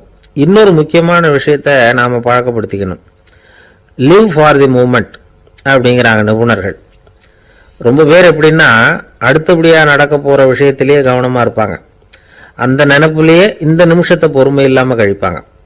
ஒருத்தர் இருக்கார், அவர் எப்படின்னா ஆஃபீஸ் முடியறதுக்குள்ளேயே சார் 5 மணிக்கெல்லாம் ரெடியாக இருங்க, நாம் அந்த ஹோட்டலில் போய் டிஃபன் சாப்பிட்ணும் அப்படின்னு 4 மணிலேருந்து சொல்லிகிட்டு இருப்பார். 4:55 பரபரப்பாக ஓடி வருவார். 2 பேரும் புறப்படுவோம், ஹோட்டலுக்கு போவோம், சாப்பிட்டுக்கிட்டு இருப்போம். அப்படி சாப்பிட்டுட்டு இருக்கிறப்ப சார் சாப்பிட்டு முடித்ததும் நேராக ஒரு ஜவுளி கடைக்கு போகிறோம் அப்படிம்பார். பரபரக்க சாப்பிட்டு முடிப்பார், புறப்படுவார். ஜவுளி கடையில் அவசரமாக சீக்கிரம் பில் போடுங்க சார், சினிமாவுக்கு நேரம் ஆகிடும்பார். சினிமா தியேட்டரில் உட்காந்து அடுத்தபடியாக எங்கே டின்னர் சாப்பிட்றதுன்னு யோசனை பண்ணிகிட்டு இருப்பார். ராத்திரி படுக்கையில் விழுந்ததுக்கு அப்புறமும் நாளைக்கு காலையில் எழுந்திரிச்சதும் அதை பண்ணணும் இதை பண்ணணும்னு திட்டம் போட்டுக்கிட்டே இருப்பார். அதாவது எப்பவும் அடுத்த நிமிஷம், அடுத்த நாள், அடுத்த வாரம், அடுத்த வருஷம், இதுதான் அவங்க சிந்தனை. இந்த நிமிஷம் என்ஜாய்மெண்ட்டை அவங்க இழந்துடுறாங்களாம். அதனால தான் வாழ்நாள் பூரா பொறுமையின்மை, அவஸ்தை, அல்லல். அதனால் நாம் எல்லாரும் வாழ்க்கையில் நிதானமாக இருக்கிறதுக்கு கற்றுக்கணுமா. அதுக்காக இந்த நிதானத்துக்கு வேறு விதமான அர்த்தம் பண்ணிக்கக்கூடாது. ஒருத்தர் அப்படித்தான் ஒரு தடவை அவருடைய குதிரை காணாமல் போட்டு தான். அதுக்காக அவர் கவலைப்படலை, நிம்மதியாக இருந்தார், சந்தோஷமாக இருந்தார். என்ன சார் இது, உங்கள் குதிரை திருட்டு போயிட்டுதுங்கிறீங்க, நீங்கள் கவலைப்படாமல் இருக்கிறீங்களே அப்படின்னு கேட்டாங்களாம். அதுக்கு அவர் சொல்லியிருக்கார், நல்ல வேலை சார், கட்டியிருந்த குதிரை காணாமல் போயிருக்குது, நான் அது மேலே